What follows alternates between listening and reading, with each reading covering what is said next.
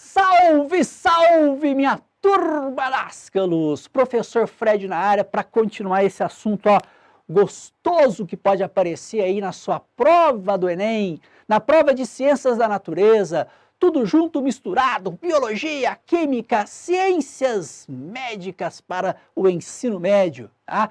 Então, galera, você sabe muito bem, já conversamos um pouquinho, a importância de você entender uma questão que envolva aí, por exemplo, bioquímica, né? Às vezes você conhece mais o viés biológico, por exemplo, você sabe muito bem, lá da biologia, com o professor Dedé, grande professor Dedé, você sabe o que é uma proteína.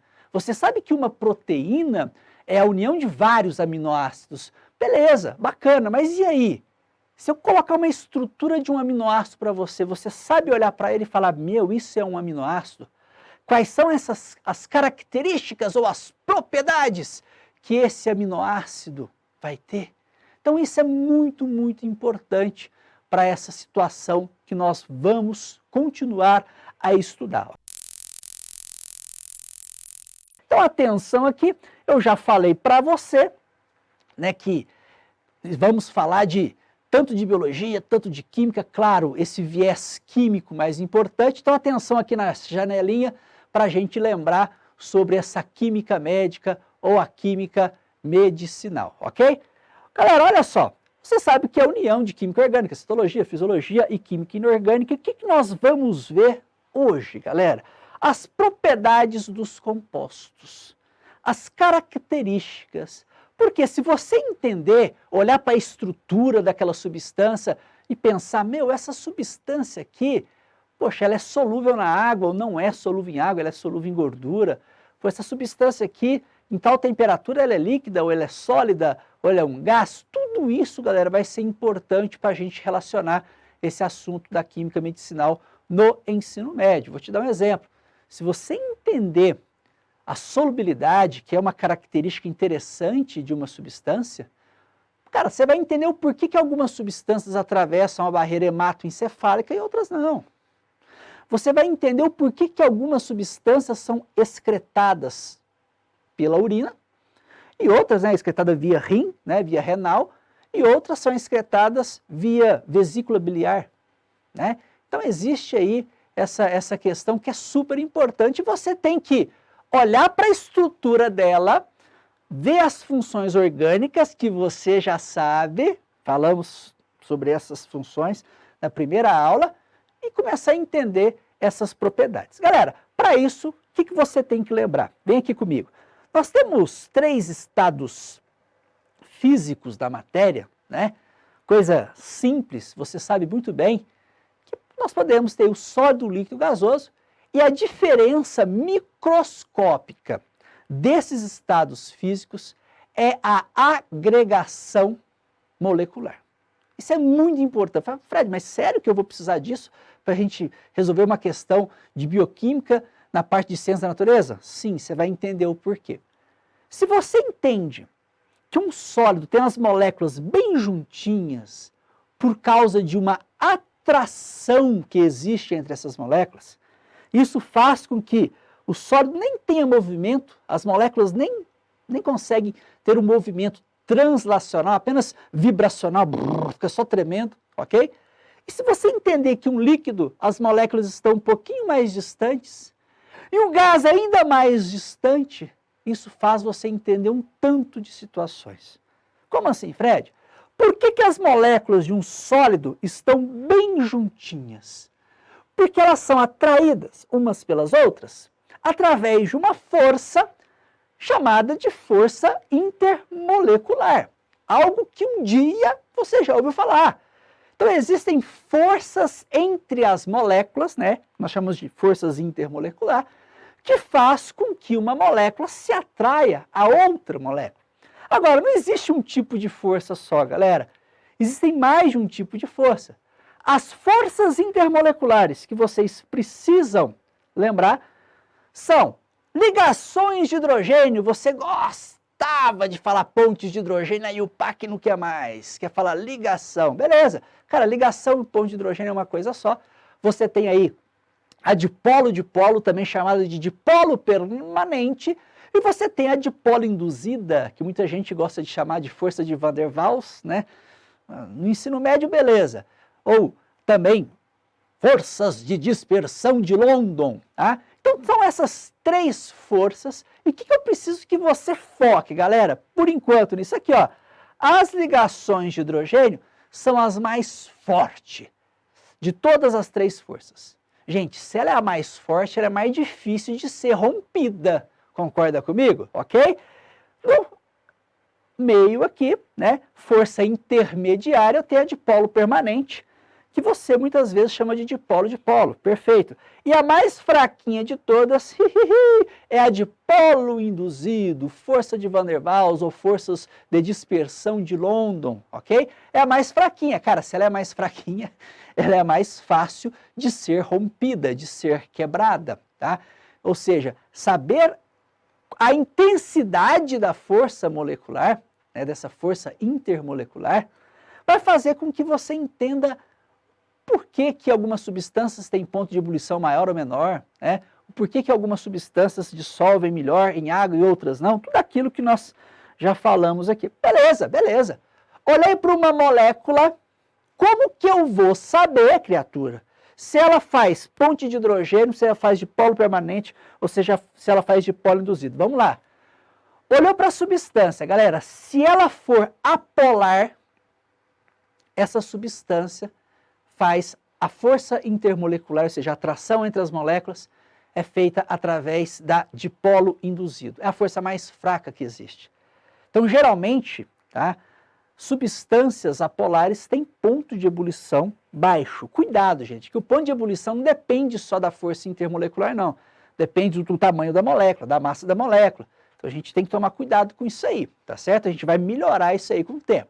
Enfim, galera, cuidado, na química inorgânica, para você saber se uma substância é polar ou apolar, cara, às vezes é uma confusão. Você tem que fazer a fórmula de Lewis, achar a geometria, depois de achar a geometria, você colocar os vetores apontando para os átomos mais eletronegativos, e depois somar os vetores para ver se dá igual a zero, diferente de zero. Meu Deus, poxa, na química orgânica não. Na química orgânica, galera, preste atenção no que eu vou te falar. Substância apolar, vou te dar um exemplo, os hidrocarbonetos. Os hidrocarbonetos são apolares. Tudo que tiver carbono, hidrogênio, é apolar. Aquilo que tiver, a estrutura que tiver átomos mais eletronegativos, como oxigênio, nitrogênio, tá? Algum tipo de halogênio, flúor, cloro, bromo, são elementos eletronegativos. Isso faz parte de um grupo polar. Tá? Porque se ele é eletronegativo, ele atrai os elétrons e forma um polo negativo naquela molécula, por isso que é polar, né? Ou seja, tem polos. Agora o carbono e o hidrogênio, a eletronegatividade dos dois é muito próxima, então ninguém fica atraindo muito bem o elétron um do outro, né? Então guarde isso. Hidrocarboneto, os hidrocarbonetos são apolares, e se eles são apolares, você tem aí dipolo induzido, ou força de Van der Waals, ou forças de London. Tá? Agora, galera, se for polar, eu tenho duas possibilidades. Ou você tem uma molécula que faz dipolo permanente com a outra, né? Lembra que a força é entre moléculas, intermolecular, ou você tem pontes de hidrogênio. A diferença, você sabe muito bem, é que na ponte de hidrogênio você tem que ter alguma dessas três opções. Ou hidrogênio ligado a oxigênio, ou hidrogênio ligado a flúor, ou hidrogênio ligado a nitrogênio. Ou seja, hidrogênio tem que estar ligado pelo menos em um desses três elementos, que são os elementos mais eletronegativos, tá? É óbvio que tem que estar ligado ou a um, ou a outro, porque o hidrogênio só faz uma ligação. Tudo certo? Galera, e a importância disso? Fred, por que é importante olhar para uma substância e falar, ela é polar, ela é apolar, a força intermolecular é ponto de hidrogênio, é dipolo permanente? Por conta disso aqui, turminha, ó, olha só.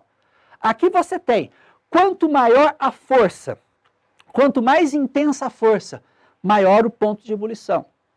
Isso, galera, essa regra ela é válida para quando as substâncias têm massas parecidas, substâncias de tamanhos compatíveis, vamos dizer assim. Tem que tomar cuidado, porque tem outros fatores que podem influenciar o ponto de ebulição. É também por conta da regrinha aí, galera, ó, Saber isso é importante. Semelhante dissolve semelhante, ou seja, substância polar dissolverá em outra substância polar. Por exemplo, a água, que é uma substância inorgânica, ela é polar. Quem dissolve na água são substâncias polares. Substâncias apolares, como por exemplo os lipídios, não dissolverão na água.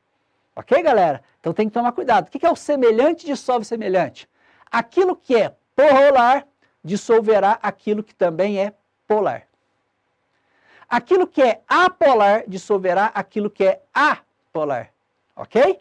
Então tem que tomar cuidado. E é óbvio que, quando eu falo de ligações intermoleculares, eu posso falar assim para você, ó. Quem faz ponte de hidrogênio dissolve em quem faz ponte de hidrogênio? Sim, porque ambos são o que, gente? Aqui, ó. Ambos são polares. Então você pode fazer essa analogia também com as forças intermoleculares. Beleza, galera? Olha só como que nós vamos aplicar isso aí. Perceba aqui que eu tenho uma substância, né, que é o álcool. É um tipo de álcool, né? Perceba que esse R aqui pode ser um carbono, 2 carbonos, 3 carbonos. Eu sei que é álcool porque eu tenho a hidroxila ligado a um radical que vai ser um carbono que só tem ligação simples. Pronto, esse R tem que ser específico. Galera, o álcool, ou os álcools, eles fazem ligações de hidrogênio. Fred, como que você sabe? Por ter esse grupamento, que é o oxigênio, que é um grupo muito eletronegativo, e por ter o hidrogênio ligado ao oxigênio. Então isso é um jeito de você identificar que você está diante de uma ligação de hidrogênio, tá certo? Mas cuidado! Eu não posso chegar por você também e falar assim, Fred, um álcool é polar ou apolar? Às vezes, galera, as substâncias orgânicas, às vezes não, na maioria das vezes, como a substância orgânica é uma substância, uma molécula grande, muitas vezes eu tenho uma parte polar e uma parte apolar, que é esse caso aqui dos álcools. Ó. A parte que é o R, que é a parte que só tem carbono e hidrogênio, né, é uma parte apolar. E claro, quanto mais carbonos eu tiver, mais apolar será. Né? E essa parte que é a hidroxila do álcool é a parte polar. Então, por exemplo, se você comparar dois álcoois, ambos os álcoois têm 2 carbonos. Ah, legal. Só que um tem 2 hidroxilas e o outro tem uma só. Aquele álcool com 2 hidroxilas é mais solúvel em água, porque ele tem uma parte polar maior do que o outro. Então, olha só, isso é super importante. Quanto maior o grupo R, quanto mais carbonos tiver no álcool, isso vale, gente, para todas as substâncias orgânicas, quanto mais átomos de carbono você perceber, você vai ter uma apolaridade aumentada.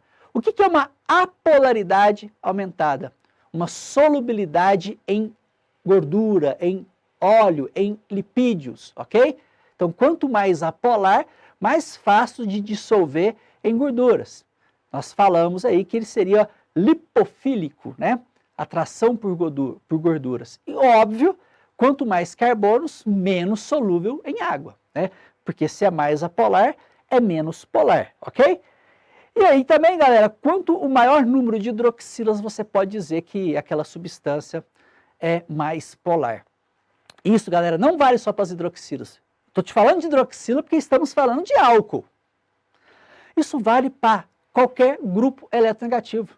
Quanto mais oxigênio tiver em uma substância, mais polar, mais solúvel em água será.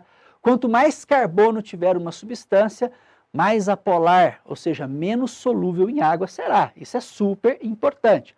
Olha só essa estrutura aí, que você já tem que bater o olho e falar assim, eu conheço essa substância, é uma cetona. E aí, galera, a cetona não tem grupo R. Tem o polar, que é esse grupo eletronegativo, né, que faz parte da carbonila, que é o oxigênio, é o segundo elemento mais eletronegativo da nossa tabela periódica, e tem os grupos apolares, que são os carbonos. Mesma coisa, quanto mais carbono tiver do lado, né, da cetona, mais difícil ela irá dissolver em água. Quanto mais carbono eu tiver, melhor dissolverá em gordura. Tudo certo? Agora, quanto mais grupos, quanto mais oxigênio eu tiver espalhado nessa cetona, que eu posso ter uma dicetona, uma tricetona, enfim, o que vai acontecer? Mais solúvel em água. Então, mais grupos eletronegativos, mais solúvel em água, mais carbono, menos solúvel em água, ok? Mesma história, então, se você aprendeu para o álcool, você vai aprender para a cetona, você vai aprender para qualquer substância.